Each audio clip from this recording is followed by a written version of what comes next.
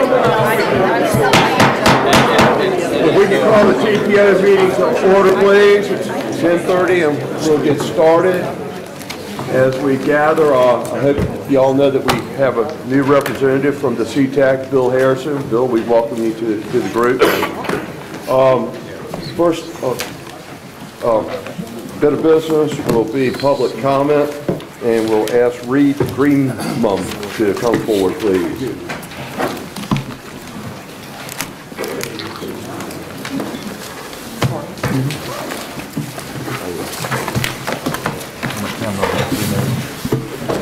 Yes, 3 minutes. We welcome you today, Reed. Good morning, Mr. Sessoms. Welcome, everyone. Happy St. Patty's Day. It's good to see you all here today. My name is Reed Greenman, and I'm coming to you today as the Vice Chairman of the Virginia Beach Taxpayers Alliance. I have several issues that I'd like to discuss. On my way here today, I heard a song on the radio that reminded me to sort of sum up what I'm going to talk about. It's a song by Jay-Z, Rihanna, and Kanye, and it talks about who's going to run this town tonight. And what I'd like to talk about first is our Citizen Transportation Advisory Committee. As you know, we had our first meeting just recently, and the Virginia Beach Taxpayers Alliance had tried to work within the process of the TPO by asking you to consider changes in the nominating process, which would be required in your bylaws. We feel that the process used to select or nominate and appoint our Citizen Transportation Advisory Committee has resulted in a committee that does not reflect the citizens, but far more reflects special interests. We also were very disappointed to hear the discussion about organizational conflicts of interest. You need to understand something, folks. If you want us to trust our CTAC for us citizens, then you need to have a standard that doesn't give the impression of a conflict of interest. Appointing individuals to the Committee of Citizens who are currently under contract to HDR, who's under contract to HRT to build light rail, is not, in my opinion, a prudent thing to do. We need more citizen voices. By my count, we had 4 citizens on that group and 24 people representing special interests. We could do better. The nominating process was done by secret over Christmas holiday. It was rushed through. We asked in writing and requested of this body, and it went to the nominating committee, to have the names of the people apply so that when there was a public hearing where we speak before you tell us who's going to be nominated, we could do some background on people and provide you information on who we want to represent us. None of that happened. Speaking of the failure of this body to respond, the VBTA has submitted 14 recommended changes to your bylaws. We have never received anything from this group addressing the fact that we provided bylaws changes, what the plans were to address our concerns, nothing. You need to do a better job responding to citizens who participate here today. I've handed you a document, and since today's St. Patrick's Day, I'm very green. I printed it on both sides of the same piece of paper. And on that, there are a couple of recommendations, and there's also the VBTA recommendation for a new mission statement for the CTCA. I don't know if you read the one that was prepared by staff, but basically it said the Citizen Transportation Advisory Committee was going to talk to the citizens from the MPO, the TPO. That's not the role of the Citizen Transportation Advisory. It's to collect the input of the citizens and provide it to you so you understand what we feel is important in transportation. That's why Mr. Harrison is here. Equally, I was disturbed at the conversation that took place when Mr. Melbon, one of the representatives, there was a discussion by the group, the Citizen Advisory. How do we go out and find out what the citizens want? And Mr. Melbourne said, well, the 24 of us are diverse enough to decide for the region what the priorities are. You don't need to go out to the citizens. We're not going to have to cut you off to be fair to everyone. Well, if you would please read my comments and recommendations, and please do a better job responding to inputs from the citizens in the future, we would appreciate it. And lastly, before this Citizen Transportation Advisory Committee is derailed and becomes another train wreck, you people at this board need to take a good look at it, look at who's been appointed, and do a better job reaching out to us citizens so you hear our voice at this table. Thank you very much for your comments. Next speaker, John Kergolay. John, we welcome you.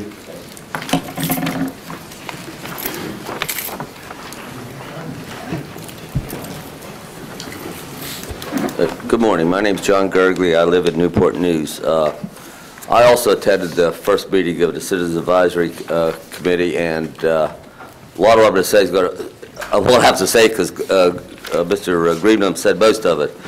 But first, I want to really compliment this TPO on the changes you've made since the federal review. The voting process has been, I think, that's much better than it used to be. Having the legislators here has helped a lot.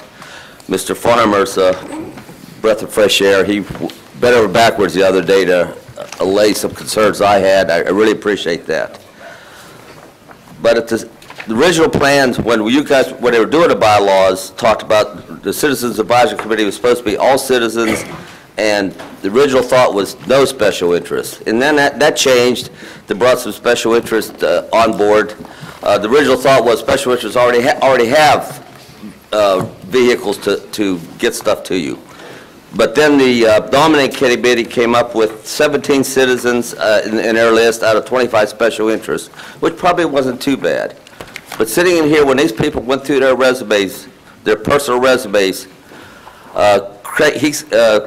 he counted 4. I think I chalked off 5 on my little list of people that actually look like citizens. There's one lady that's sitting over here was a bus driver, school bus driver. That was great. But most of those people already represented someone that has voices to you. So you really didn't develop the Citizens Advisory Committee. You developed a Special Interest Committee. That's what you want, fine, but you don't have a Citizens Advisory Committee. The second thing I want to talk about real quickly is a transportation-related issue that came up at the Planning District Commission meeting this morning. And Mr. Flannery was talking about some urban security stuff. He talked about putting fixed license plate readers at strategic points around town. I couldn't believe the only person that asked the question was Mr. Goodson. Every mayor in this sitting here should have jumped up on his desk. Do you understand what that is? That's 1984, people. I know the police have them now. They drive around and they look for stolen vehicles in neighborhoods, which is bad enough. But fixed license plate readers, I don't care what they tell you they're going to use them for. That is unconstitutional, and you people ought to stop that. Thank you very much. Thank you for your comments. Next speaker, Chris Milendowski.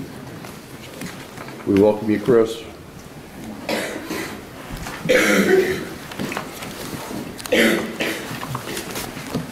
Good morning. Good morning. 1 week ago today, at a Greater Norfolk Corporation event where the director of the Federal Rail Administration, Karen Ray, gave a rousing speech, I posed the following question at the end. Madam Director, thank you for your service to the country. Does there exist a comprehensive study comparing major metro areas across the country, including our own, and rating them in terms of importance to homeland, national, and not to mention international security? And if such a study exists or is planned, would it be used to prioritize future rounds of funding for high-speed rail to those areas that rate the highest? Ms. Ray did not have an answer, but remarked that that was a good question and that she would check into it. I've yet to hear back from her, but with the national scope of her job, I'm sure this is just a time delay. Nevertheless, the question that I posed was purposefully loaded with implications, the chief of these being, when compared with other MSAs across the country, including many which are equal, larger, or even much larger in size than our own, we should, in such a study, and in theory, score very, very high. Now, given that two of the very most profound obligations of the federal government are defense and life safety, and given that our country is at war in 2 major theaters of the world, it is frankly astonishing why such valuable statistical information apparently has not been produced sooner. And while we wish every MSA across the country mutual success and prosperity, it can't help but be noted that, at least in this light, there is a qualitative difference as to the priority of need for a high-speed rail line to Duluth, Orlando, St. Louis, Charlotte, among others, when compared to our own.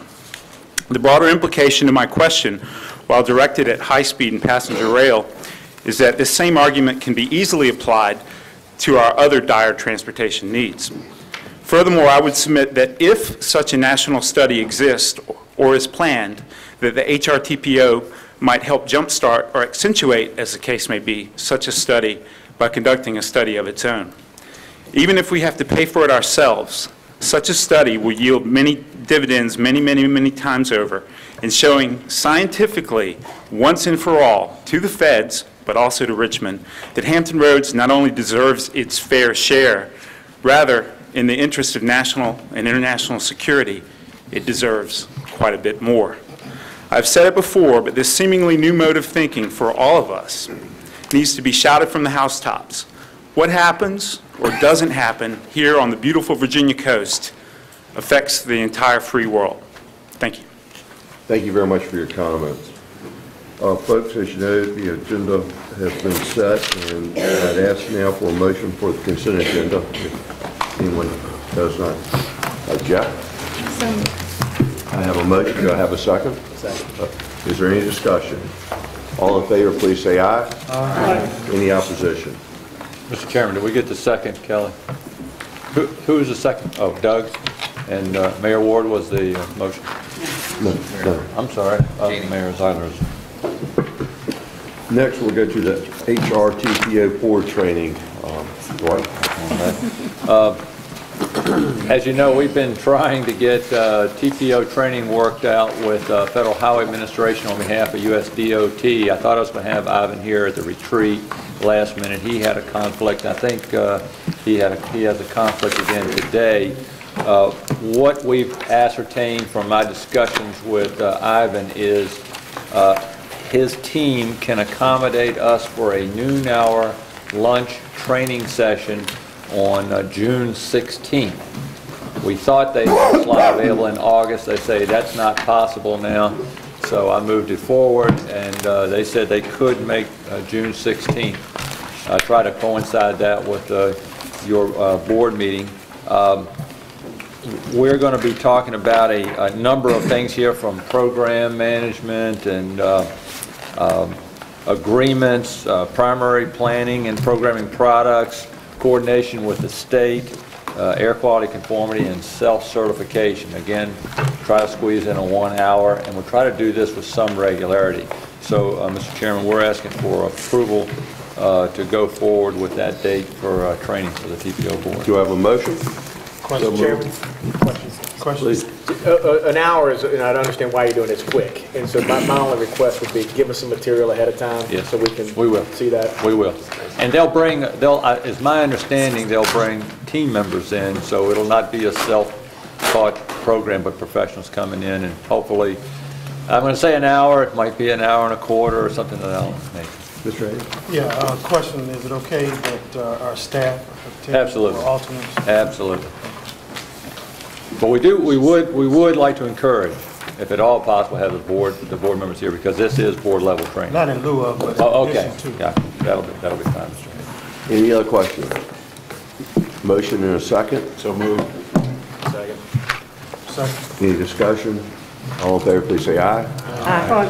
Any opposition? We'll move on. Hurricane Lane Reversal Plan, if you'd be so kind. Let me make sure there's not any confusion.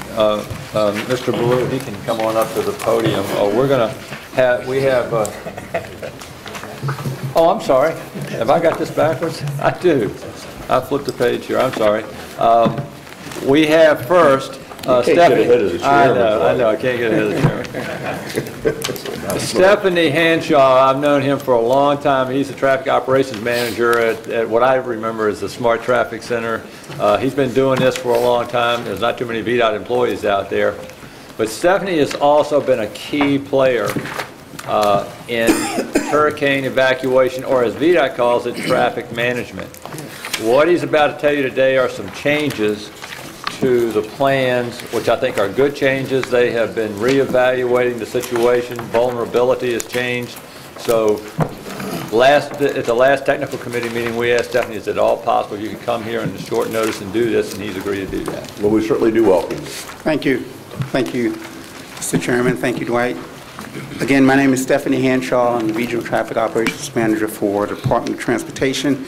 I'm here this morning just to give you a brief update on changes that have been occurring to the hurricane evacuation planning and the planning process. going to try to do this very quickly. Usually when I make this presentation, it generates lots of questions, so I do want to leave a little time at the end to entertain your questions. I want to speak about, just to give you a brief background of the plan concepts, which are to maximize the transportation network traffic egress from the area, of course, utilize lane reversal, and I'll speak a little bit more about that in detail in just a few minutes. Inland host sheltering, that's a big part of hurricane evacuation planning, and also utilize traffic control as needed to prevent oversaturation of our major or interstate routes out of the area, and to provide safe egress, to identify the at-risk population as the priority. Those who are most at risk are identified as priority for evacuation in that process. Just a quick map. Here is a graphic of the interstate routes that are designated as hurricane evacuation routes. As you'll notice, of course, the interstate routes are highlighted, as well as many of our primary routes. Although the interstate may be the most popular, the most familiar, it is not the only means of a route for egress from the area. I just want to emphasize that and to the public as well. There have been a couple of factors which have precipitated changes to the latest version of the hurricane plan, the 2009 version. First, in 2006, there was a hurricane study that was done by the Virginia Transportation Research Council. That study is now broken up into 3 phases. The phase 2 of that study, which looked at interstate routes, these studies involved traffic modeling and simulation. And the second phase looked at interstate routes as well as major arterial routes which feed the interstate under an emergency evacuation condition. As a result of that study, one of the primary recommendations was that all Category 3 or higher storm warranted lane reversal. There was a phase 3 of that study which takes the modeling and simulation effort a little bit further, and it evaluates the traffic impact on inland jurisdictions such as Richmond. The second most, I guess, important factor that precipitated the changes was a 2008 study done by the Army Corps of Engineers. And in this particular study, the population base of Hampton roads, of course, was revised using the latest population estimates. The previous Virginia hurricane study used 1980 census data. So this afforded us an opportunity to get the most current census statistics in the study. Also, that particular study revised storm surge calculations. Storm surge was now based on mean high water instead of mean low water. Well, as you might imagine, this has caused a dramatic change in terms of the geographical area that is impacted by storm surge. Just to give you an idea of the magnitude of the change, an old Category 2 storm is now a Category 1 storm in our planning process in terms of the populations of Hampton roads impacted. And an old Category 3 storm is now a Category 2. So if you couple that with the first recommendation from the 2006 study that all lane reversal for a Category 3 storm or higher warranted lane reversal, well, now it's a lane reversal is warranted in all Category 2 storms or higher, because remember the old Category 3 is now in Category 2. Now, just to give you a graphical picture of what that means in terms of geographic coverage, this is a storm surge map in which we based previous hurricane plans upon. This 1992 storm surge map, you can see the colored areas indicated there, and the corresponding colors correspond to the category of storm. So everywhere you see the purplish color there, those areas, in addition to the yellow and the brown areas, will be impacted by a Category 4 storm surge. Here's the 2008 version. I'm going to toggle back and forth just a little bit so you can see. We're talking a much broader geographic area that will now involved in the planning process. And those populations in those colored areas there represent populations that are at risk. And now these populations become those populations we must plan for in our hurricane evacuation. Now, as a result of these ongoing studies, we have made these changes to, as of 2008 and 2009 actually, to our hurricane planning and actual implementation process. As you well know, hurricane gates were completed at all interchanges. The lane reversal implementation is now recommended for a strong Category 2 storm or higher. We have revised our incident command and control structure. There are a number of agencies involved in the hurricane planning and actual implementation process. So it requires a pretty sophisticated command and control structure. We have acquired resource contracts to provide additional resources to evacuees from Hampton roads, such as fuel and water, porta-johns, and wrecker services, and the like. The intent here is to provide necessary resources for those evacuees from Hampton roads so that we can keep traffic moving and maximize egress from the area. And lastly, we have revised the evacuation decision-making timeline, which I'll show you in just a minute. And we are now also considering lane reversal on Route 58 from Bowers Hill through Suffolk at the western, terminating at the western end of the Suffolk bypass. We have completed a conceptual design of Route 58 lane reversal. We do have preliminary engineering funding to actually build the project. The evacuation timeline,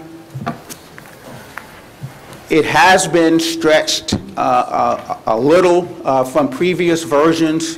Now, when we are threatened by a hurricane, the Vector Group, which is the Virginia Evacuation Coordination Team for operational response, as early as 6 days prior to time zero, and on the right you'll see time zero is the arrival of tropical storm force winds. So 6 days prior to that, the EOC will stand up its Vector Group, and I want to point out two particular item or time actions of interest in this timeline.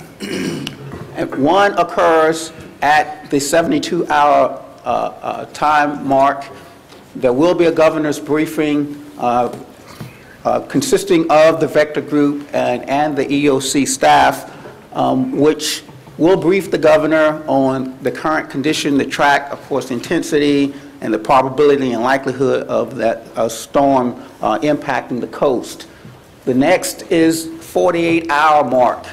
The governor will consult with local officials and other state agency officials, okay, to make a decision on whether or not we will actually implement lane reversal. Of course, at 48 hours out, as you can see, we will be in readiness condition 2, and I want to point out the track error at 48 hours out still stands potentially at 115 nautical miles. That means if we pinpoint, put a bullseye on Hampton roads, there's a probability, a high probability that that storm could actually strike the coast 115 nautical miles north or south of the Hampton Roads area, which that's a pretty big range of coast to be making a decision upon at that point in time. And lastly, I want to point out that at the 36-hour mark, there must be a no-go decision made by the governor whether or not we will actually implement lane reversal. And the planning is to actually run lane reversal for a total of 24 hours, ending evacuation efforts at 6 hours prior to the arrival of tropical storm force winds. This is a graphic that may be familiar to many of you. This is a graphic which summarizes the lane reversal origin and termination points. If the upper side, or the gray route, which is the normal westbound lanes of I-64 beginning at around 4th View, they will be reserved for normal traffic patterns on the peninsula. There won't be any metering or any restricted access to the normal westbound lanes of I-64. The black lanes, which are the contraflow lanes, beginning at 4th View, south side residents will be crossed over onto the contraflow lanes of I-64, headed westbound on the eastbound lanes all the way up to I-295. In between those areas, I do want to point out exits 205 and exit 234 will be open to those on the reverse lanes to exit the interstate in order to access critical services. We're also planning at Jefferson Avenue, which is exit 255. We are planning to establish a service area on the reverse lanes. As you know, exit 255 Jefferson Avenue has 2 through lanes as well as barrier-separated exit lanes. We will use those exit lanes, that area, to establish a service area offering portable rest facilities, water, and also fuel for those evacuees who may be low on fuel. Now, if any of you suffer from insomnia, you can download the full version of the Commonwealth of Virginia Emergency Operations Plan, and you will find the Hurricane Response Plan updated June 2009 in Volume 5 of that plan. And actually, Annex B specifically speaks about evacuation.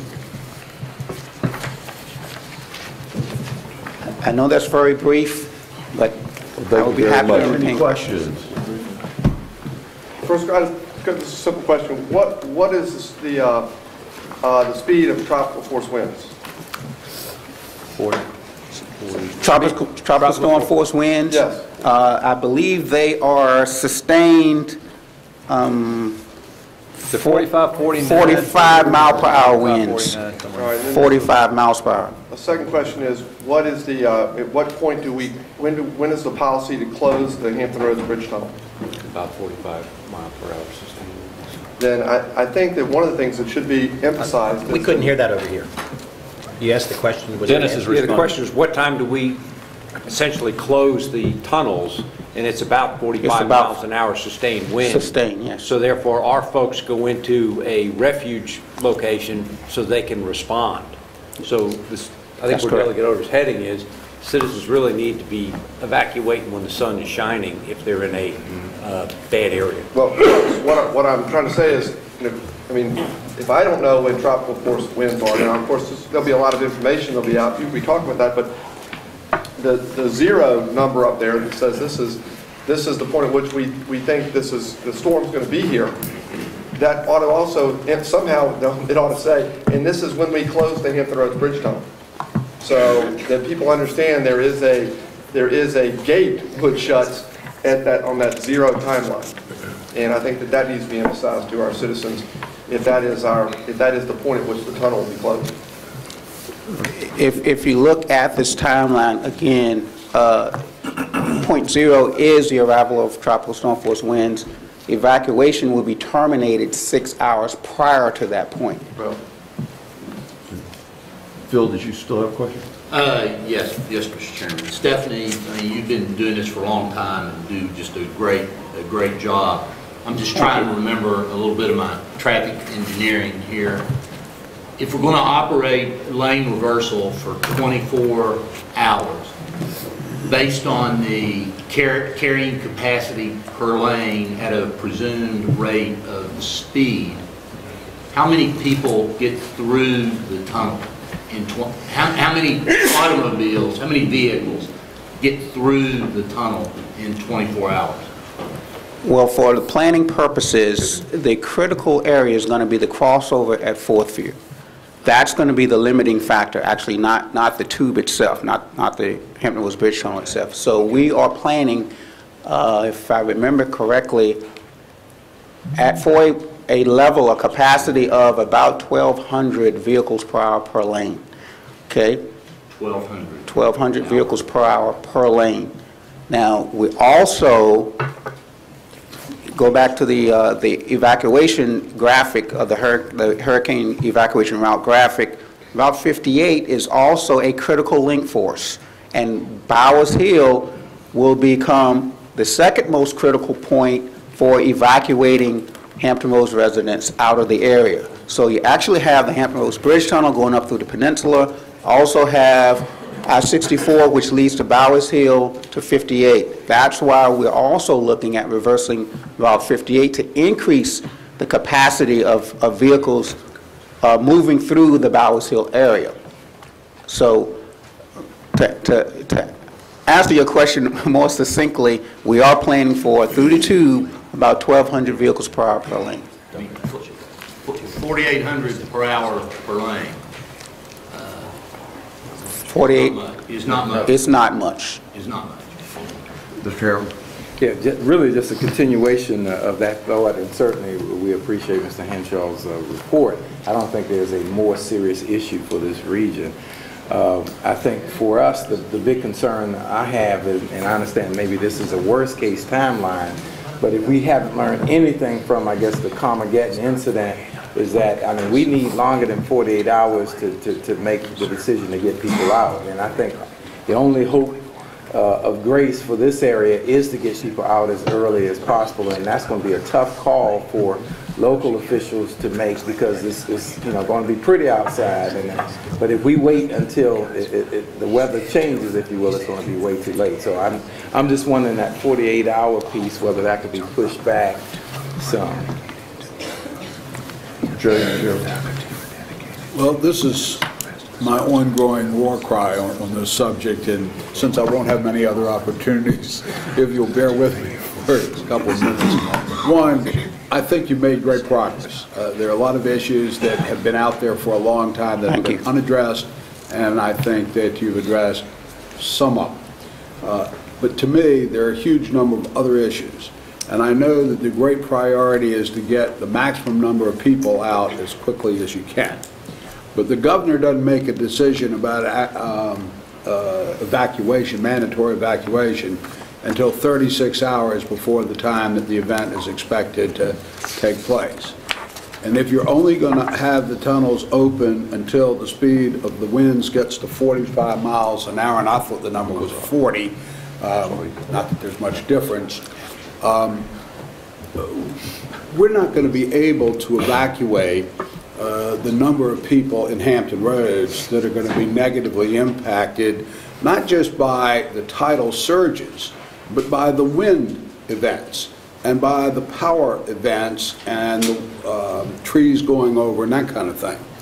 So there are a number of issues that I think need to be further studied. And I don't want to ask you a bunch of questions because I don't want to put you on the spot or embarrass you. Thank you. Or the group that did this, because I appreciate the fact this is difficult and complicated and a lot of time and energy is going into it.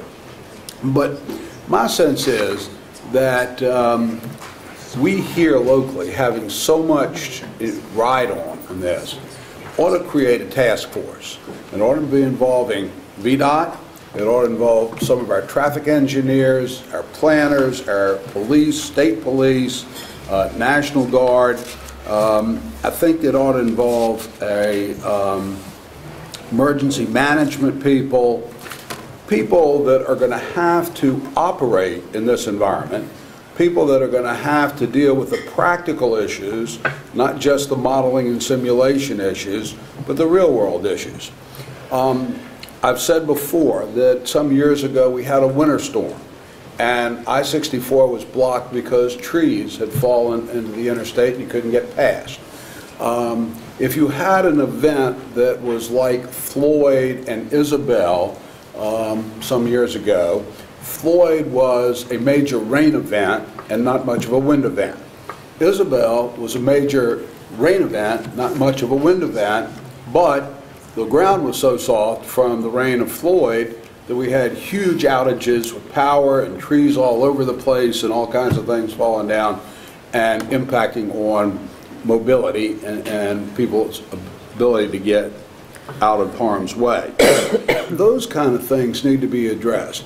If you get somebody on the interstate and they're stuck, and somebody gets sick, or somebody's pregnant, or somebody has a diabetic attack because they can't get food, you know, that has implications beyond the person who is in that situation in terms of tying up traffic. How do you get to them? How does rescue equipment get there? How do wreckers get there? Those kinds of practical things, where signs fall over in the roads and trees and power lines for people to get access to the major exit roadways. So it seems to me that we really do need to focus on how this is actually going to work, looking at the origins of where people are going to come from and where they're going to, looking at pathway impediments such as falling trees and signs and that kind of thing, power lines. This study deals with storm surges, doesn't address wind issues. And wind issues could, depending on the velocity of the storm, be serious issues and cause their own set of consequences different from the storm surge issues. We know about closing the tunnels and the bridges when we get sustained winds, but what happens to the people who are trying to get to those and find they can't get through, and how do they turn around and where do they go? We have talked over the years about hardening shelters in the region, so there's a place for people to go if they can't get out and they can't stay in their homes. There's a piece here that talks about the handicapped and special need persons, but what about institutionalized persons, people, prisoners in hospital, people in hospitals and nursing homes and all of that? But, you know, either they can stay or they can't stay, but there needs to be a plan that's broad enough to address that. And the other thing is, if you actually get people out of here, where are they going to go? You know, there are not enough hotels in Richmond to accommodate what I think are like 600,000 people from Hampton Roads that will need to be evacuated if you look at the flooding levels. And so where do they go? And where does the money come from if they are living from hand to mouth, as many folks are in this economy, to pay for their stay and their meals, assuming they can't come back overnight and just live in their car for a night? So, I mean, there are huge issues that have enormous consequences for health, safety, and economics in this region, and I think we owe it to ourselves, with the assistance of VDOT, not trying to take away from them and the work they've done, to make sure that we have a plan that our citizens can rely on.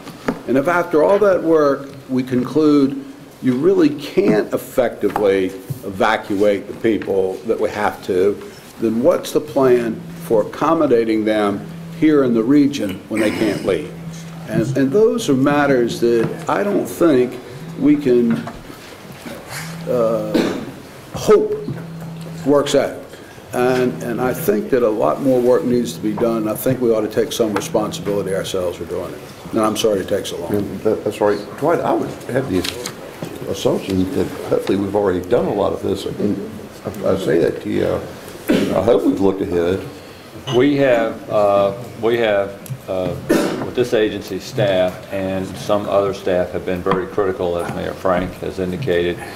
VDOT in its evacuation or traffic management plan, it appears, has been responsive.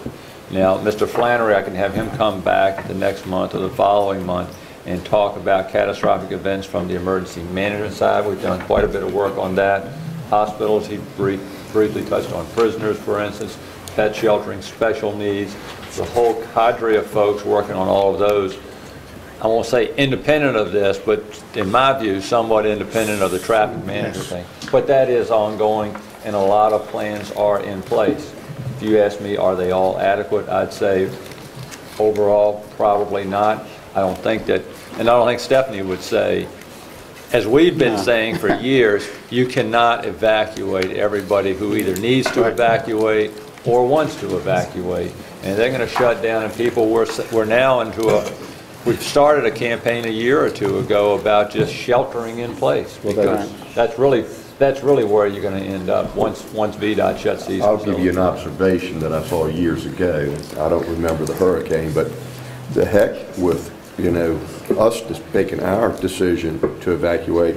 Don't forget, the Carolinas have already evacuated. Right. And go look at I-95 and go look at 64 if they're heading north. And it's a parking lot before a decision's been made in Virginia.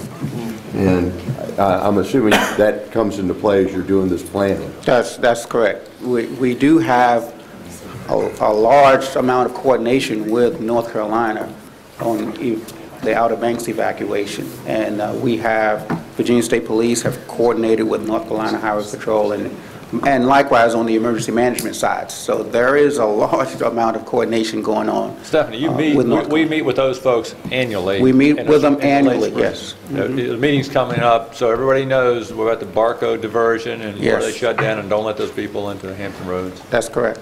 Yeah. Well, let's see what we got, and then let's move forward with your recommendation. Bill, just one more observation. In Norfolk, and I'm sure in other communities, we have a large population that doesn't have access to cars. Right. They won't be able to evacuate, that will need transit. And I know that's been part of the discussion, but the information that is disseminated to people is almost non-existent about you know, where the buses will be and who's going to drive the buses and all of that. We have people who don't have cars who we are going to tell to evacuate, and you won't know where to go. Yeah. And if you look at the Katrina experience, picking up on what Mayor Frame's saying, if you look at the Katrina experience, when they tried to use school buses and get people on them, and all the issues that arose from that, and having to screen people who had problems with violence and stuff. I mean, there's a lot of work that needs to be done. And the drivers not knowing where to go. Once they got, I mean, it was Are any other comments? Thank you very much for your presentation. Thank you. Thank you for your time. We'll go to item number 9, proposed air quality standards for ozone, Virginia Department of Environmental Quality. Okay, we got this pulled up right now. I want to do a little disclaimer here for Tom. He has again come on at a somewhat late request. He's going to talk today about the mobile source side.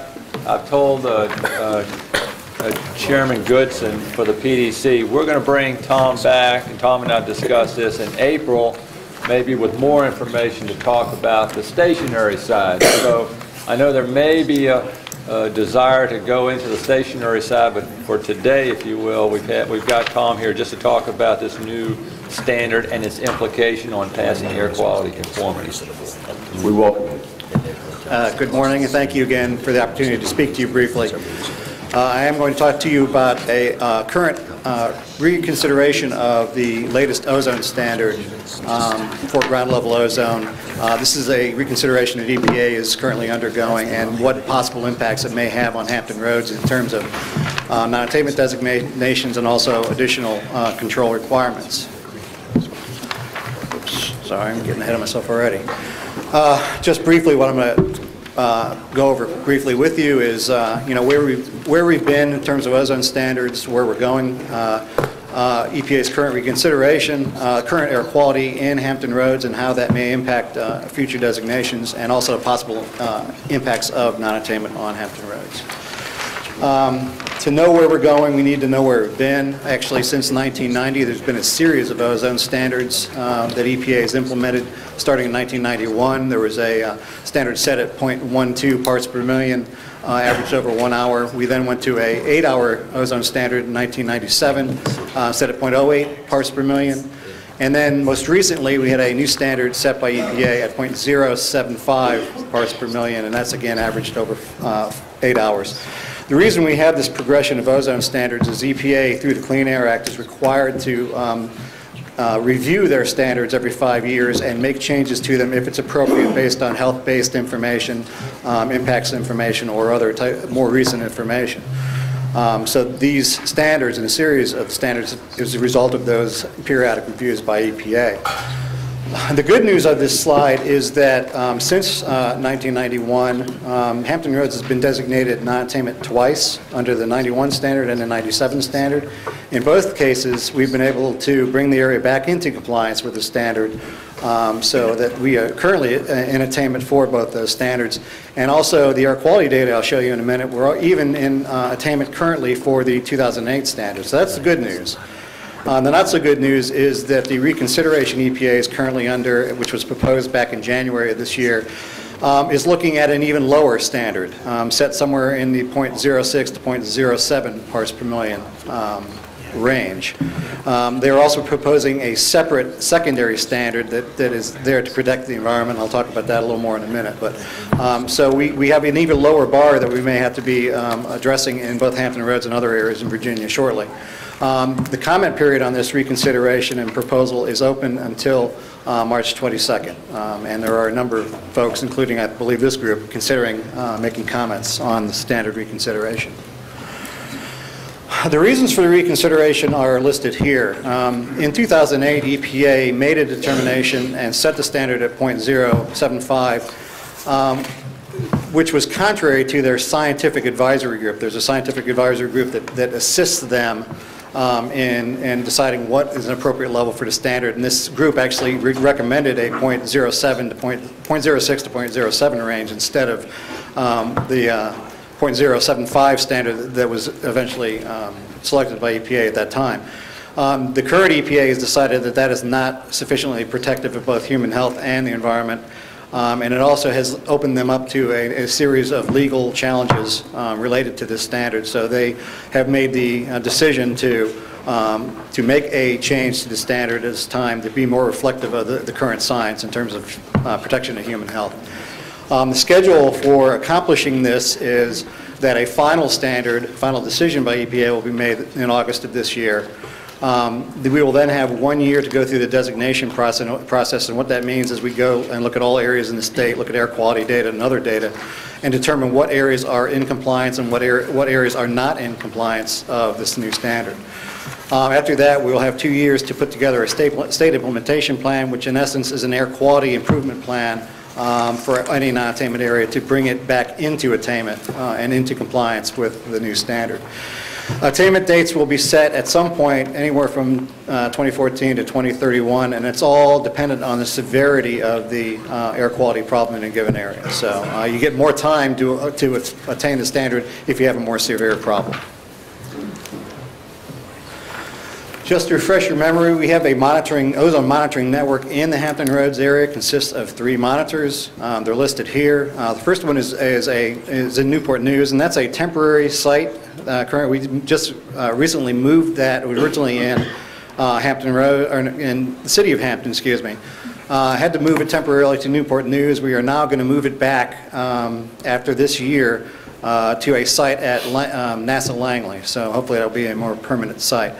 We also had another monitor at Tidewater Community College in Suffolk, and then another monitor, which is an upwind monitor in Suffolk, Holland. So that is our monitoring network for ozone in the Hampton Roads area. To give you an idea where we've been in terms of ozone air quality, this graph is basically showing you what we call design values, a 3-year average of values starting from 2001 up to the current 3-year value from 2007 to 2009. Ozone values there on the y-axis, and basically what this is telling you is we're seeing a steady improvement in ozone air quality, going from, it was around 87 parts per billion back in the 2001-2003 time period down to a current design value of 72 parts per billion. So we've seen a pretty significant improvement in ozone air quality in the region.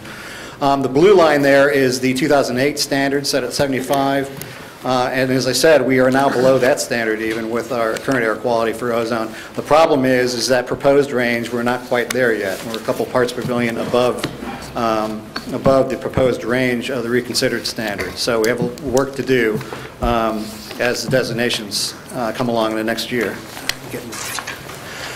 Throw this slide up here just to remind you, the yellow area here is the current planning area for ozone air quality purposes in Hampton Roads. This was the previous non-attainment area for the 1997 standard. And the reason I put this up here is this will probably be the starting point in terms of making designations for the area under the reconsidered standard. And we will go from there. As you may recall, EPA is a final determiner on what the size or the geographic extent of the non-attainment area is, but we will likely recommend that non-attainment area be the same as the previous non-attainment area as a starting point. Possible implications of non-attainment, and I can talk a little bit about permit issues. Once an area becomes non-attainment, there are certain permitting requirements that kick in terms of meeting what we call LAIR, or lowest achievable emission rate. Any new or modified source in a non-attainment area that has to meet very stringent control requirements, has to meet basically the most state-of-the-art types of controls when it either expands or comes into an area.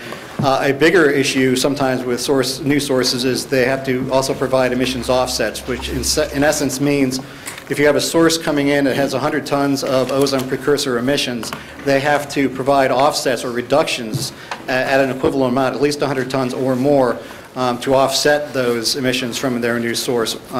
And basically that is an effort to make sure there's no net increase in emissions in an area as a new source comes in and settles in a non-attainment area. There will also be more than likely a requirement for new transportation conformity budgets. These are the emissions budgets that you use to determine conformity for the area when you look at your transportation plans. There's a number of reasons why new transportation budgets will be needed even above and beyond the new standard, and I believe that VDOT may be speaking with you at a later date to talk about that in more detail. The other requirements as far as non-attainment areas are concerned will be solely dependent on the classification of an area. And if I refresh again your memories, the Clean Air Act sets up a level of classification going from marginal all the way up to severe, and it all depends on how bad your air quality problem is. The more serious classification of non-attainment area means you have to do more. You have to do more control measures. You have more mandatory control measures under the Clean Air Act. Just from a little bit of educated speculation, depending on where the standard goes, Hampton Roads would probably be a lesser level or lesser classification of non-attainment area, which would mean there would be less requirements, but there would still be requirements nonetheless in terms of permitting and conformity and the like. And that is the end. Have any questions? Questions? What's the potential economic impact of these standards on the construction industry or on the economy in general? Certainly they will have impacts. We, from a state standpoint, have not looked in a great detail into those impacts. And just to keep in mind, the Clean Air Act and the way EPA looks at these standards, they are required under the Act to look at them from a solely health impacts standpoint. In fact, they are prohibited from looking at costs when they set these standards.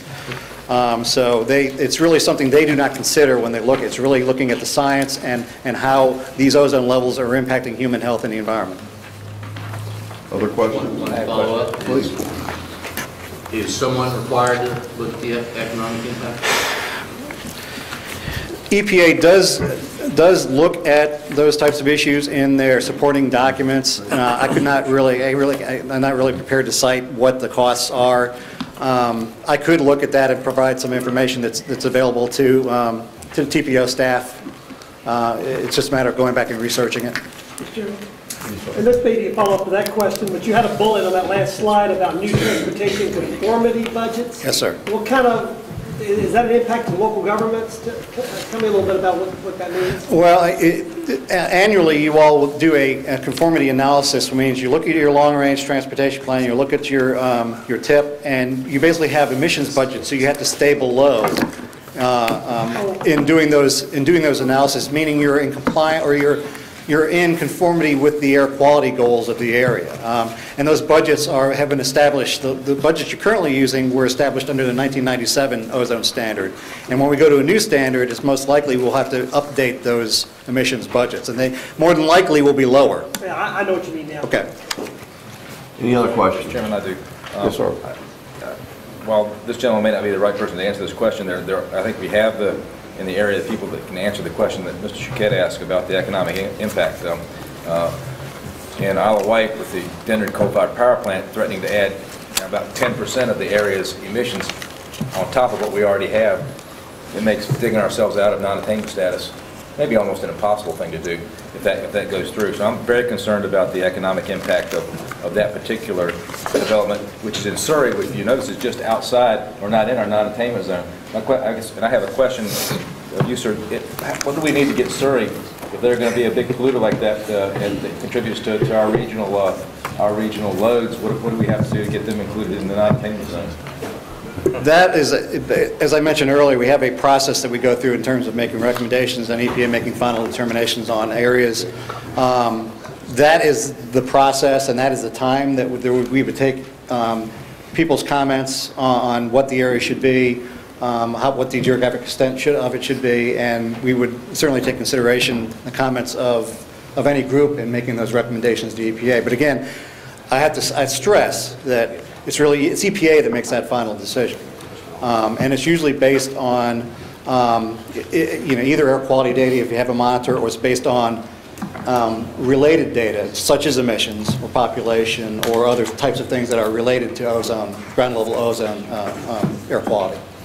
Mr. Chairman, following up on Mr. Choquette's question, not just with regard to the building industry, but we've been looking at it in Isle of Wight since we're right next to Surrey, and our initial inquiries of manufacturers and people who have expertise in that area tell us that as soon as industries are looking at an area and you're in a non-attainment zone, you are marked off of their relocation list, and it affects your ability to retain businesses that may be already looking to relocate somewhere else. It affects your ability to retain industries in your area, because then they've got to meet new standards. It makes other places that don't have a non-attainment status more attractive. I think we need to look at it. I think we need to look at it hard, and I make the motion, I guess, to task staff to come back to us as soon as you can with some information about what the overall economic impacts are to our region with regard to not only these new standards, but also our ability to recover out of non-attainment status, given what other developments may be happening in the next year or so with regard to permitting process for the coal-fired power plant in Denton. I have a motion. Does anyone have a second? Is there any discussion? Question, Mr. Is this going to effectively put off this proposed resolution? Would that be the function of that motion? I didn't have any, I don't think it's... I don't think you're linking your motion to the motion. I would hope we can move forward with this resolution, but since there's a motion, I got to ask if there's a second, then we'll discuss it. But you're not saying we're not going to... Oh, no. Yeah, No. right. I have a question, Mr. Chairman. Do we have the capacity to do that study that you're being asked to do? In-house, no. We'd have to go, in-house, we do not. I don't think that we have to do it in the magnitude that Mr. Clark is talking about. What I had suggested at the beginning, and we can certainly, you can approve, pass the resolution, and we'll move forward. We were going to bring Mr. Ballou back in April, because he indicated he still didn't have, and I don't want to put words in your mouth, Tom, he still needed additional information to understand the full implications of the stationary source, the locating of the new power plant, the question will be the implications on whether that will impact moving the boundary out, whether that will impact our designation, as a non-attainment area. So a lot of dominoes are going to fall, and we were going to kick that discussion off in April on the stationary source side. Let me interrupt.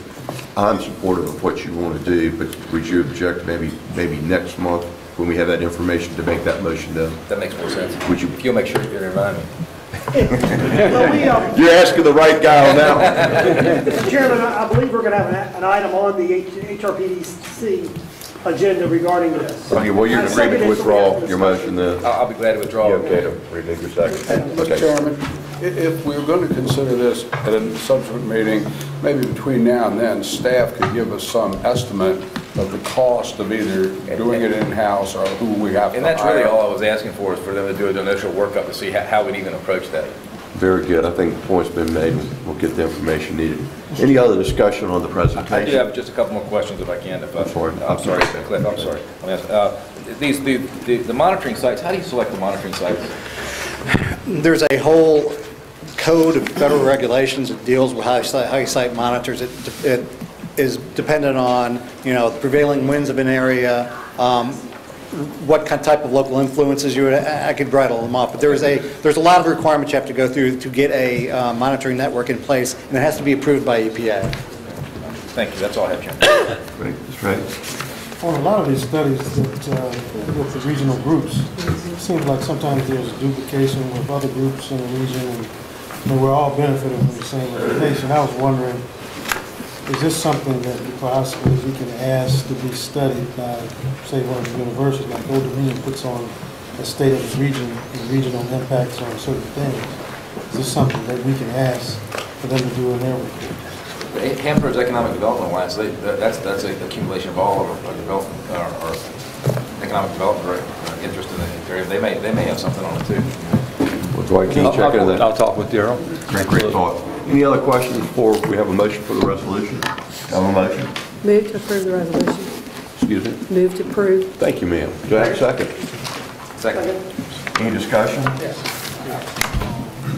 Mayor, I hope everybody looks at this resolution very carefully, because what you're about to do by approving this resolution is telling the EPA, hey, what do you guys like? Sounds good to us. But understanding that the cost of non-attainment, while DEQ says EPA doesn't look at that, they're right, but somebody better. Because if we lower those standards, then we're in jeopardy of going to non-attainment much quicker. Now, I was talking to one of your staff today. We're still, in the calculations, still dealing with the forest fires from North Carolina in particular because it's used over a long period of time. If you go into non-attainment, it's not just businesses that are going to suffer, it's every single individual that drives a car. Because in Northern Virginia, where they're in non-attainment, not only do you get a monthly or yearly inspection, but you also have to go in periodically for an emissions inspection, which can be extremely expensive. So maybe I'm not understanding this correctly, but if we go ahead and say, hey, EPA, yeah, lower the ozone levels, we're fine with that. And you're going to drive us into non-attainment very quickly. And there's going to be a tremendous cost impact to the citizens, much less just businesses looking to do it. Is that what we're saying by this motion? It could be interpreted that way. That was not our intent in the way we worded it. I think it said we support new ambient air quality standards with the goal of making air safer for the population. There appears to me to be a huge scientific, I think as Tom indicated, huge scientific evidence about the health of having the current 2008 standard versus where the health scientists said we should have been. What we're saying here, Delegate Cosgrove, is we think we need to have EPA step back and look at cost-effective ways of doing this before it's implemented. It's a fine line. There's no question between the health aspect. That's not what this resolution says at all. This resolution says, yeah, we like the reduction from 0.075 parts per million down to 0.06 to 0.07. That's not what the resolution says. I mean, basically it says, yeah, okay, we like your standards. Have a happy day. I really think this organization ought to look and get that information that Mr. Clark asked for, and get the cost impacts of driving into sooner non-attainment, because they're going to be substantial to the individual citizen. Mr. Chairman, I know I seconded this motion, but I think Kelly Cosgrove have a point, and I like to see us table this until next time and work on, because my understanding was this resolution was to bring in cost effectiveness into the decision-making process. And I think you're right. I think we specifically say we agree with the standards here, and where we've been given no information on whether these standards are appropriate or not. And so this, I do agree. I'd like to second his motion. All right, let's backtrack. So I'm withdrawing my second and asking for it to be taken. Linda, will you withdraw your motion? And I think what I'm hearing is this should be deferred till next month, and we'll address them both at the same time, or perhaps have one joint resolution. Paul? Well, just what's driving the need for the resolution at all? Dwight, can you answer the reason? What's driving the need for this? The deadline for public comment, Tom, is March 22nd, excuse me. That's next week. I would tell you, I don't know what we're saying here. I mean, I agree with Dr. Cosgrove. I don't know if we're supporting it or we're not. I mean, it looks like with one phrase we support it, and the next time we kind of take away. So I think we're sending a mixed signal. I think we need to know. I don't know if we've discussed it enough to know what we want to tell them. I'm certainly not for lowering the standard. Mr. Chairman, tell me again why we need to adopt any resolution. You don't have to comment at all. You do not have. This organization does not have to provide any comment whatsoever. Mr. Chairman, rather than us miss the opportunity to comment, based on what I'm hearing in the discussion, could the resolution be amended to say that we do not want to support changes without some economic impact analysis, and go on record to DEQ to say that that must be a part of the consideration? Discussion of that thought? I concur with that. Okay, can you amend that resolution? Perhaps the language ought to refer to requesting that they do an economic impact statement study before they promulgate the regulation. Well, that's the comment. If we're compelled to comment before the comment deadline, I would comment we don't support it, and I wouldn't be any less blunt than that. The fact is the federal government is required to do an economic impact analysis before it promulgates any new regulations. Somebody somewhere has done that, unless that law has been repealed, and we ought to have that information. And it may be good information, or it may be not so good information from a general sense, but we should have it and be able to evaluate that and speak, I think, with a larger body of knowledge before we pass a resolution. And just speaking personally, I wouldn't let the threat of a deadline get in the way of asking for and getting that information. I agree. Any other comments? Mr. Chair, I would certainly hope that rather than saying that we not support it, that we just not do one then, because I think there's a lot of validity to the health and the part of it that we're not looking at here, the environmental piece. I understand the cost of it, I understand all of that, but I certainly wouldn't want to say that we don't support it. I would hope we just wouldn't comment at all. I would simply comment, we're in down economic times. Every jurisdiction here is under a tremendous financial crunch. We can't afford to lose any industry we have. We can't afford not to attract industry we want to attract here. These new standards are going to have a tremendous chilling effect on our ability to retain existing businesses and attract new businesses. And as much as I understand the laudable goals of lowering the ozone standard, it's a wrong time and the wrong place to do it at this point. Well, let me backtrack, see if we can get something going here. It seems to me I heard we could support something along these lines of the resolution with the complete understanding that we want to know the economic impact prior to anything moving forward. Did I not hear that from us? Mr. Chairman? Yes, Delegate Cobb. I would say that that's not what I heard. Basically, I heard that we want more information. All right. Not that we support this and, oh, we'd like to know what it costs. Because I don't. No, you're right, I misstated it, yes. All right. What is the damage if we defer this? None? Let them do what they want to do anyway. All right. Well, that answers the question. I was going to suggest we table this till the next meeting, and if we have a resolution, might be a joint resolution. We're moving on to the next item, if that's okay, because I think Mayor Frank summed it up pretty well. We'll move to item number 10, high-speed and intercity passenger rail. All that discussion for reality. While Dr. Metcalf is coming to the podium, I just want to report we have an executed contract with this consulting firm. We have had vigorous and long-term discussions with DRPT, with Ms. Drake and her staff.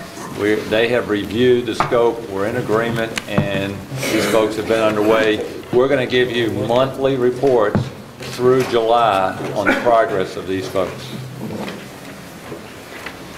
We welcome you. Okay, well, thank you very much for inviting us down. I really appreciate being here again. Tremendous amount has happened since the last meeting, and really what I want to do is update you on all that's gone on, so you're aware of the progress that we've made in terms of the project. And just to remind you where we are, we're in week 6 of our 6-month assignment associated with phase 1. So we're really beginning to get running at this point in order to meet our deadlines and to make sure we have for you the product that you have asked us to produce by the end of July. I just want to linger a little bit over the retitling of the project. It's still a strategic campaign, and we still intend to be a very big part of helping the development of these corridors and in a search for money to actually pay for these corridors. So the words strategic campaign are very important.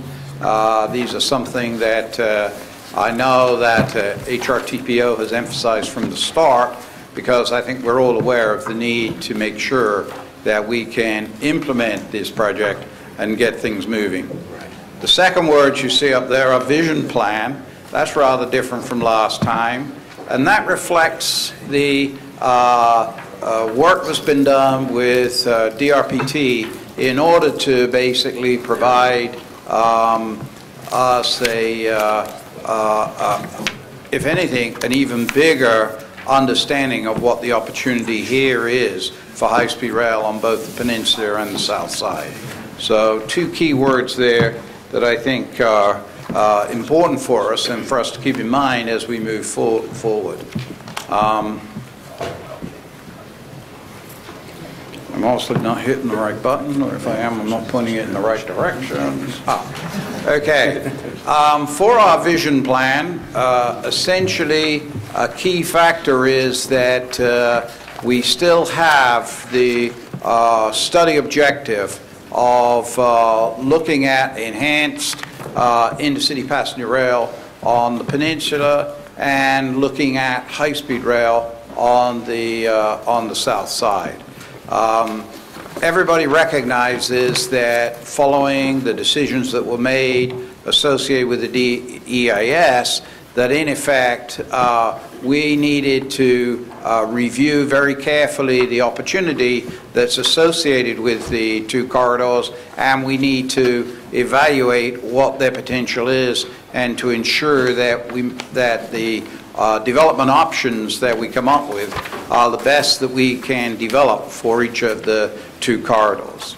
Equally, because it's still a strategic campaign, and even though we recognize that DRTP is going to be our lead partner in terms of making applications for funding, that we are still seeking to provide the output that US DOT FRA would really want to see in any application for significant federal funding, namely a positive operating ratio and a positive cost-benefit ratio.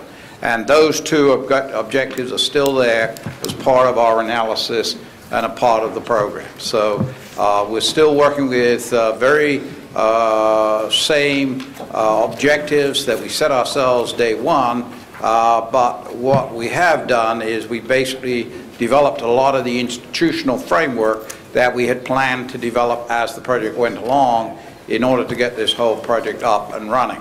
And that's really a very, very positive step, and I've got to thank HRTPO for the enormous amount of work that they have done in formulating those relationships and helping to set the institutional structure that will lead us to success in terms of developing the corridors.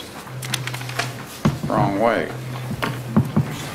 Okay, you all know what the corridors are that we're working towards, and basically both of them are going to be very carefully analyzed to ensure that we create the maximum and best opportunity for both.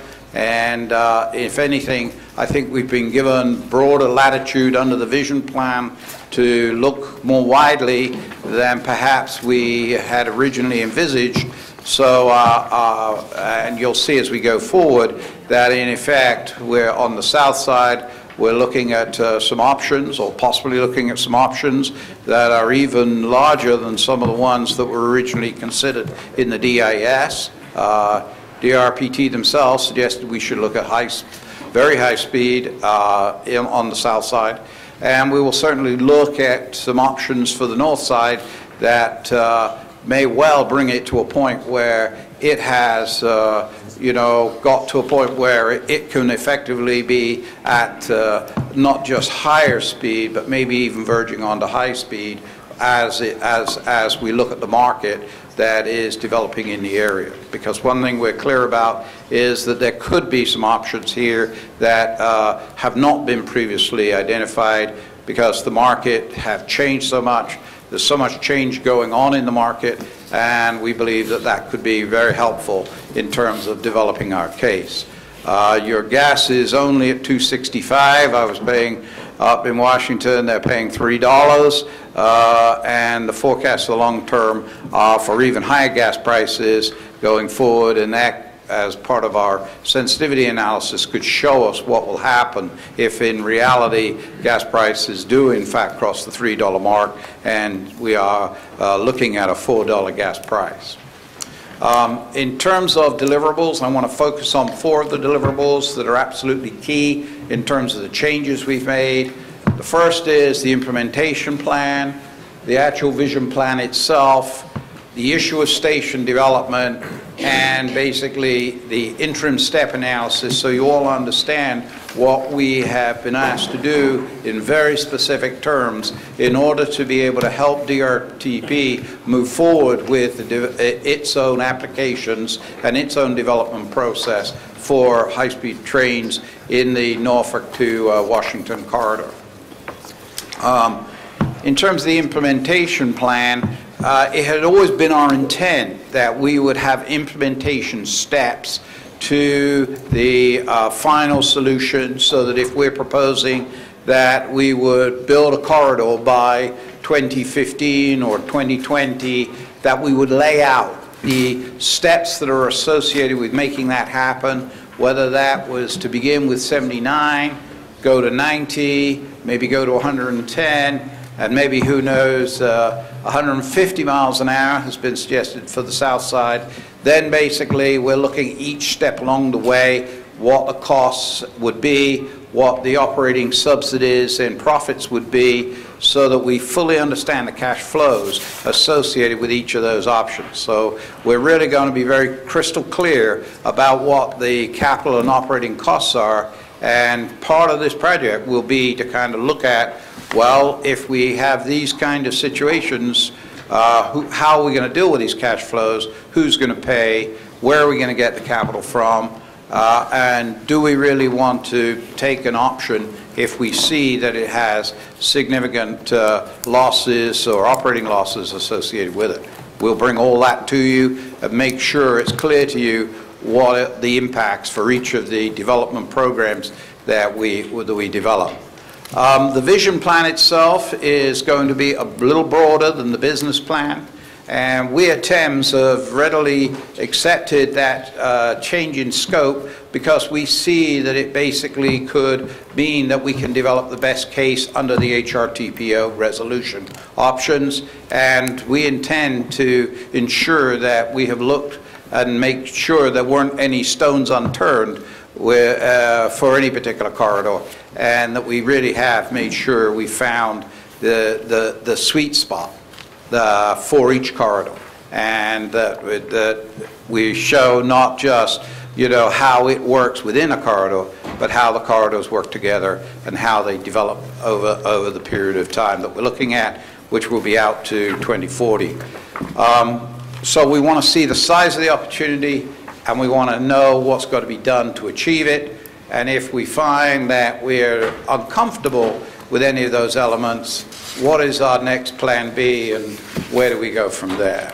So all those things in the vision plan, because the vision plan is intended to set the framework, give the guidance, and allow us to see what the opportunities could be for the future. One of the key things that I think everybody in the discussions has been focused on is the issue of station development. We'll come back to this, but the reason station development is so important is that it's one of the most difficult things to get your hands around in a high-speed rail or in a rail development process. I think the US DOT is just going to start asking communities who are making applications for corridors to start considering further the idea of transit-oriented development or joint development. And basically what we're interested in is identifying what the opportunities will be. During phase one, we had planned to provide corridor estimates of the community benefits, as we've called them, that include the joint development. One of the things we're going to do is to basically identify joint development for each station along the corridor so that we'll be able to talk to communities. And one of the things we hope that will happen, if in fact everybody is comfortable at the end of phase one, is that we will be holding some joint workshops with communities to talk about what the opportunities there are for each community in both of the corridors if we move forward with our vision plan and the development program that we come up with. Sorry, just let me go back.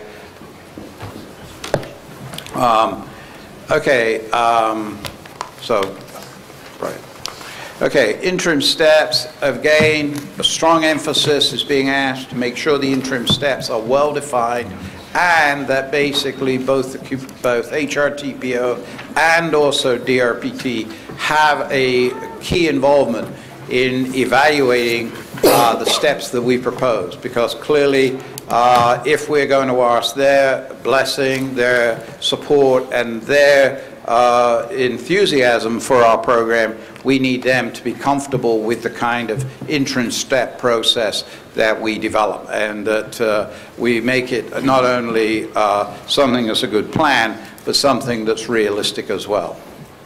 Okay, so let me just go the other way. Okay. The next thing is to talk about the tasks. Those are the changes in the system. Those are the things we're going to achieve under our plan.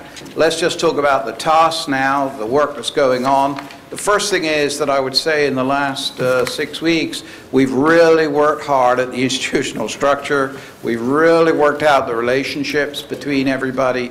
We've really worked out who's going to do what. And I think that is really important in the sense that we are acting now as a team.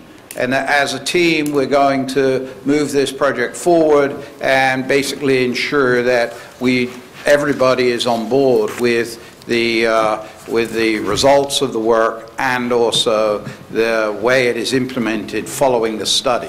The study is an exciting thing and will look nice on your bookshelf, but the reality will be, can we take this from a study and turn it into an operating system? And if we can, then that's where the real payoff is going to be for the communities. Okay, in terms of the tasks, a lot of work on the management and institutional structures that we're going to develop in order to make this thing a success. Data assembly, we've been working hard to bring together the market, engineering, and technology databases. One of the things that DRTP has always been concerned about is that there be no duplication, and we have been working hard with them to use their data where that provides us with a base that we can move forward with. And equally, we've been talking to the freight railroads, and we are building our relationship with them so that, again, we can have the data from them and their involvement in the development of the scenarios that make sense moving forward. We want the freight railroads to be a partner with us as much as anybody else, and we want them to be comfortable that the alternatives that we're developing make sense to them and are practical, and we want to use their knowledge to help us build that information base that we're going to use. And for those of you who are interested, at steering committee meeting, we are going to show you some of the database development work, particularly with respect to track and to the technology. So any of you want to get into the weeds or into the detail on that, we'll show you how that's moving forward and the database and information that's gradually being built up. And a lot of work has been done on that. So in both the first task and this task, we have achieved a lot. Service scenarios, this is an area where we're really beginning to take the broad direction of HRTPO, turn it into specific detail on things like train frequencies, speeds, track speeds, station stops, fares, and we will be working with DRTP, the freight railroads, to formulate these alternatives that we will then bring back to you as part of the evaluation process that we are going to complete. Doing that is going to be conducted using the interactive analysis. We talked about this before. 3 key programs, TrackMan, Locomotion, Compass, give us the ability to very quickly what if. This is our what if machine, if you like, so that we can develop alternatives, modify them, and provide, you know, the best set of options for you to review and agree on before we press the button finally and start getting all the answers that are going to come out of this process.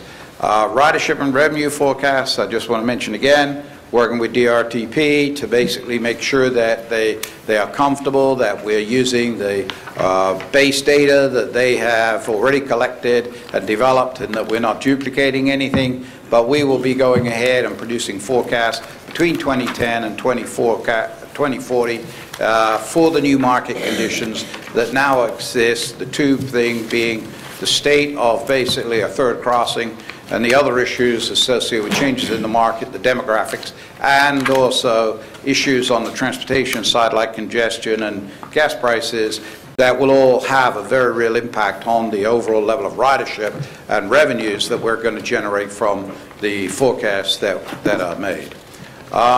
Operating costs, we haven't really got very far with that, but you do know we regard this as a very critical area. Again, we want to work with DRTP on this issue. We use a bottom-up method of building operating cost systems, and we want to make sure they're comfortable with the numbers that we generate, because obviously there could well be a lot of discussion about where they are at the current time with their numbers and where they could be if they were to, look at this thing from a strictly operational or competitive environment. The only real issue I want to raise at this time is that in terms of the financing and funding arrangements for the project, the role of the private sector, and in particular joint development, is something we're going to consider, because we believe that a very large part of local match can come from this, and the number I put on the board there is over 20% could come as local match. One of the things DRTP is going to need us to do is to basically help them develop the state and local match component of the project, and what we're saying is we want to work with the private sector because we believe the private sector can help us dramatically in terms of developing local match for federal funding.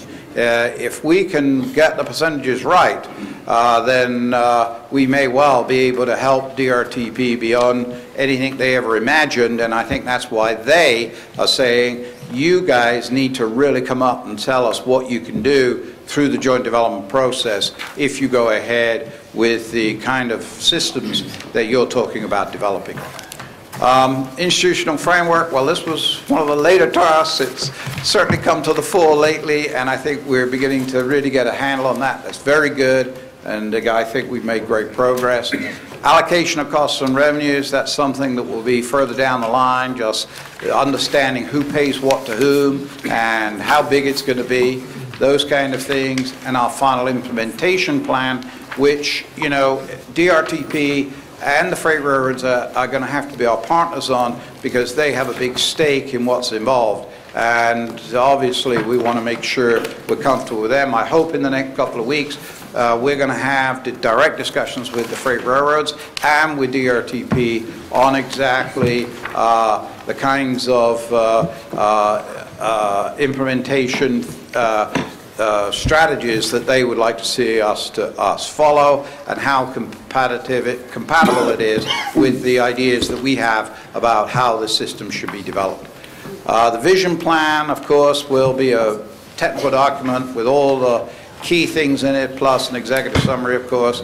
So it is somewhat broader than we'd originally envisaged, I already said, but I am very comfortable that we're going to achieve everything within our July framework. Here's our timetable. We're roughly, I didn't know if I had a red thing on here, but anyway, we're roughly about 6 weeks into that program as it stands at the moment, and that means we're still going to finish by July, which I think is critical. We are still very interested in the idea of how we best get funding, federal funding, into the corridor, and a lot of discussions on that are going to happen with DRTP to make sure that we get funding as soon and as quickly as possible for the projects that we want to pursue. And I know that they are very keen to see some of the initial steps be funded, and have already talked about, you know, providing money to both corridors to basically be able to do that. Our meetings, we're going to be in here monthly meetings. We're going to have some key meetings where we have key outputs. Once we get the databases together, we will come back and present the service scenarios. That is absolutely critical to you. Those are the things that are important, because once we have them defined, once you've agreed them, then we're going to be moving quickly to evaluate them and to produce answers for them. So we need to get your support on the service scenarios.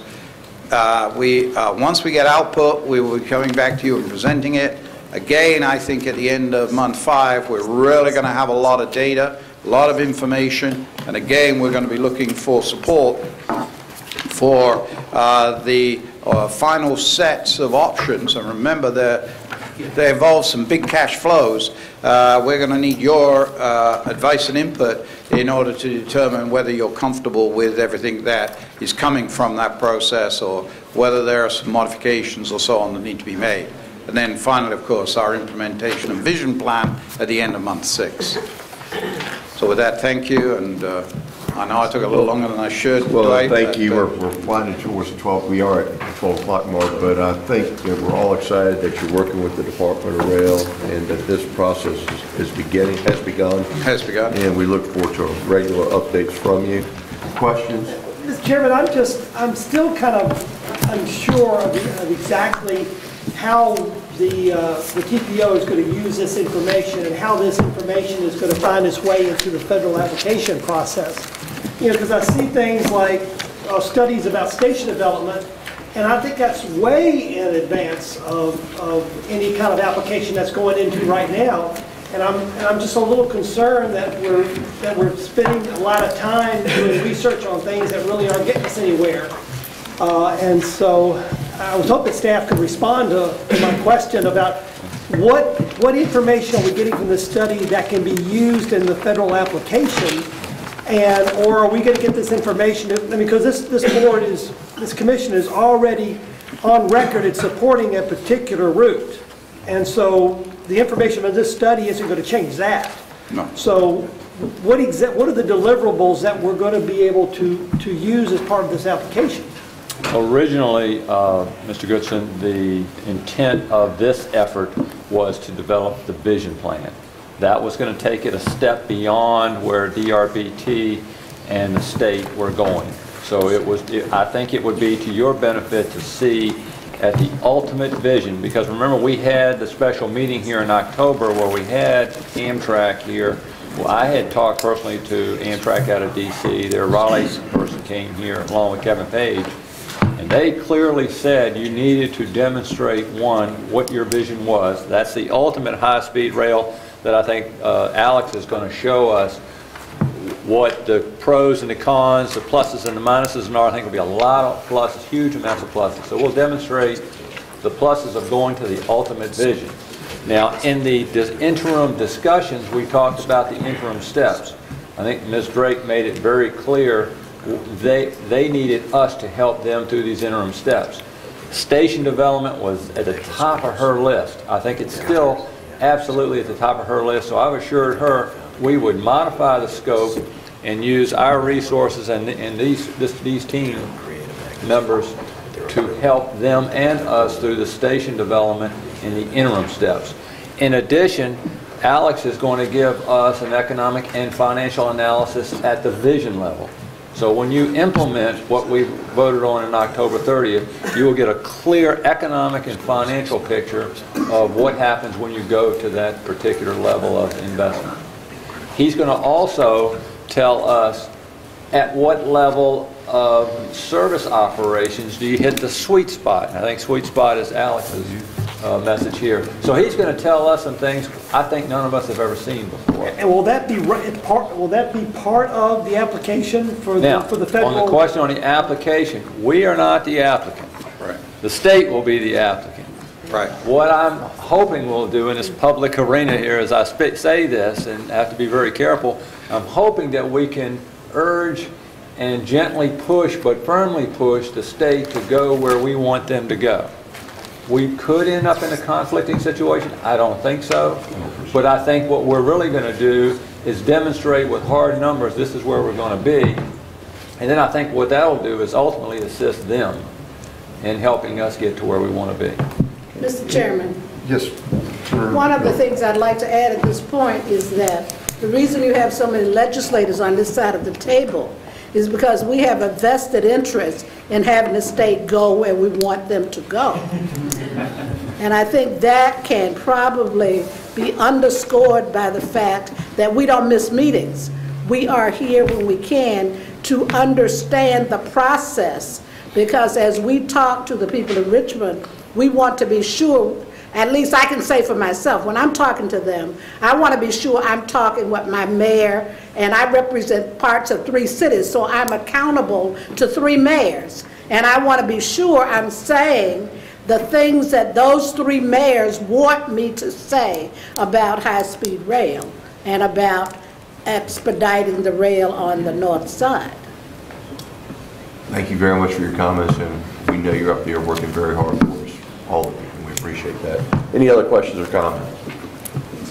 I'd just like to say, I think since our last meeting, this scope has absolutely been refined in a way that will be very visionary for this region to really move forward. It will provide that blueprint for high-speed rail and the steps that you will need to take to get there. From the economic development standpoint and from the funding standpoint, those are very key. And just like we're doing the regional transit vision plan here, which this will also be fed into that piece of it. So we both have the transit piece and we have the high-speed rail piece. All of those things can come together to really show and demonstrate how this region can have a seamless public transportation system. Thank you for your comment. Thank you. Thank you for your help. If I could say, Mr. Chairman, one comment on that. DRPT has asked us to help support them in providing them with a lot of the evaluation materials for the corridor, and also to help them in terms of developing the funding strategies that they will have to use in their applications. And I think those 2 things are key products from us to DRTP, so that they can feel comfortable that they've got the materials that are needed if in as much as the material that we produce is helpful in order to make their applications for federal funding. Thank you very much. Any other questions or comments? Just a comment. I carried a bill establishing the Virginia High-Speed Rail Commission this past year. It was carried over in the Senate action. Senator Miller was very generous in her time letting me talk about my bill. Senator Watkins is also on transportation. He chairs that Virginia North Carolina High-Speed Rail Compact. We did carry the bill over, but I would just recommend eternal vigilance to make sure that Hampton Road's message is carried forward on that. Now, Senator Miller serves on that commission. Senator Watkins said that he was going to call meetings, but we need to make sure that we watch very carefully that the Hampton Road's wishes and benefits are carried forward in that. And for rail, we will be watching very, very carefully on that. And, you know, that meetings are called and that things are going forward. Because right now, North Carolina's done it all. And we need to make sure that we are not bypassed, and that will happen if we're not vigilant. I think we're all in agreement we cannot afford to be bypassed. Any other questions or comments? I am going to move quickly. Correspondence of interest. I hope everyone noted that we did have a letter from Captain Johnson pertaining to the third cross. I think we need to read that and, thank you for your correspondence, and the importance of transportation to the Navy continues to be a highlight. You've got your core information. Mr. Chairman, could I highlight items D and E in the for your information? D is the work program. I think Mr. Smith asked that if you could be engaged early in that evaluation process, so it's in a draft form. It's item 12D. And E, I have negotiated with VDOT to have us have an opportunity to meet face-to-face with the CTB on May 19th. So I'll be working with the chairman and vice chair to make sure that we're there with sufficient numbers to say what we need to say in front of the CTB at that meeting. Very good. Mr. Chairman, on the public comment under item 12 there, I noticed there were two where the staff provided responses. I was just curious whether there are going to be staff responses for us to review from Mr. Taylor's comments.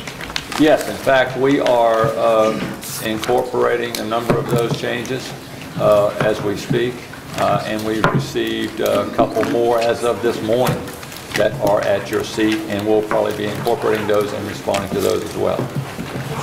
Any old or new business? Mr. Chairman, if you will indulge me, I lost my backbone earlier when we were talking about the air quality, the ambient air quality standards for ozone.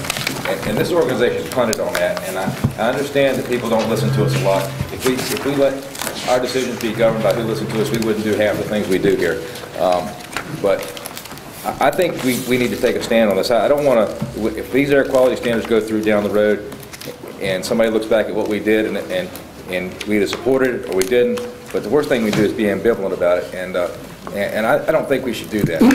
I think that these are the wrong standards for the wrong time, and I agree with Mr. Chuquette. I think we need to oppose them at this time. I don't think they've been shown to be scientifically justified, and I think they're certainly economically, they're a job killer for our region. And I want to go on the record, and I think this organization ought to go on the record for this region opposing these ambient air quality, these new ambient air quality standards. And I make the motion that we go on the record very briefly, not supporting the new ambient air quality standards at this time. There's a motion on the floor. Is there a second? The motion, excuse me? I'll second. Okay, we have a second.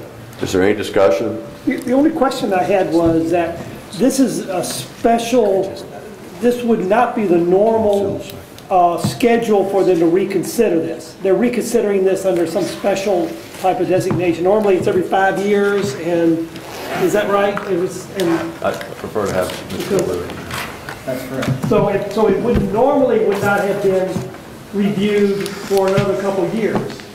Yes. Within 5 years from that 2008. Right. So what's happening is being reconsidered. They're saying by science, but it's really being reconsidered because of change of personnel at EPA, because of the new administration. decision you've got to make to follow the scientific But it was a decision by EPA, and then the legislation says it should be reviewed every 5 years. So maybe our resolution should reflect that the EPA should stay within the statute and wait to review these standards when they're supposed to be reviewed in 2013. I think that's the main issue here, is they're being reviewed out of sync. You got a second? Mr. Chairman, I have to say, I'm now more confused. At first, we didn't have enough information to support the thing, so we deferred it so we can get additional information to understand what the science is that justifies it and what the economic impacts are in terms of what the results and consequences are going to be. Now, with that same lack of information, we have enough information to be opposed to it. I just find that sort of disconcerting. And it seems to me that if we don't have enough information, we don't have enough information, and deferring it was the proper thing to do because we wanted additional information. I still think that to make an informed vote on this, we need additional information. Thank you for your comments. Any other comments, Paul? I just want to join with Mayor Frank. I mean, I thought we had put this thing, we discussed it around the table. I don't remember a motion, I don't remember an action quite like this in the time I've been on the old NPO or TPO, after we had dealt with something that another member said, let's bring it back up and do it all over again. I need more information for the city of Norfolk, and just like where Joe is, I don't want to oppose certain EPA air quality standards. I don't want to go on record as opposing it, because I feel a lot like you do, Stan, but I mean, I need information in order to justify a vote here, and I don't have it right now. Unfortunately, we don't have the time to get it. By the time we get it, the time to comment's passed. Is that not correct? But who cares about the time to comment? Well, I'm going to tell you, I care about the time to comment because it's our one chance to have input in the decision-making process. And I never liked punting when I played football, and I don't like it anymore now. And that's what this organization is doing. It's punting on an important issue. If there's anybody around this table that intuitively believe that lowering these air quality standards is going to hurt your ability to attract new business or keep the business you have, then I want to hear it. We had those same discussions some years ago when they lowered it to what it is now. And I'm not aware of any businesses that we didn't attract or did, and we came into compliance with it within a couple of years. So, given the technology and the improvements in technology, even in the documents we have with limited information, it makes that point. Mr. Chairman, here's what irritates me. Somebody has this information. It's required. The federal government is not able to wake up one morning and make a decision that we're going to reconsider a new regulation or promulgate a new regulation. There's a requirement that economic impact analysis be done. We should have had it. We should have had it in plenty of time to consider. I would imagine that ARTBA, the American Association of Road Builders, probably the National Association of Home Builders, have reviewed these regulations with some eye toward economic analysis. And maybe they're the best regulations in the world. I don't know. And I do have to agree that we don't have the information. It irritates me that we don't. And by the way, we've got a comment on March the 22nd. So you can't argue with the wisdom of Mayor Frank and Mayor Frame, who say, well, gee, we just said we didn't have the information, and we should have it to make a decision.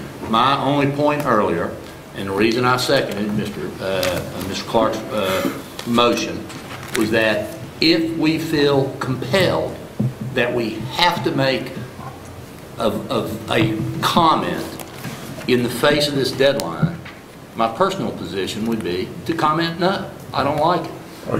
Are you keeping your second? I'm keeping my second. Okay, we have a motion. Wanda? Well, I just want to say the piece that I get, if we feel compelled to comment. I don't think we felt compelled to comment, and that was just where I think we were coming from. And an alternate comment might simply be to ask them to extend the comment period so that we have an adequate opportunity to get the facts and be in a position to comment. Tell them it's too important an issue, you know, in a letter from the chair, it's too important an issue for us to decide upon without having adequate information, and here's the information we want, and as soon as we have it, we'll make an informed decision and we'll comment. Well, the chair will be glad to make that request, but we still have a motion and a second on the floor, correct? Correct. Okay, we'll have to call for the question.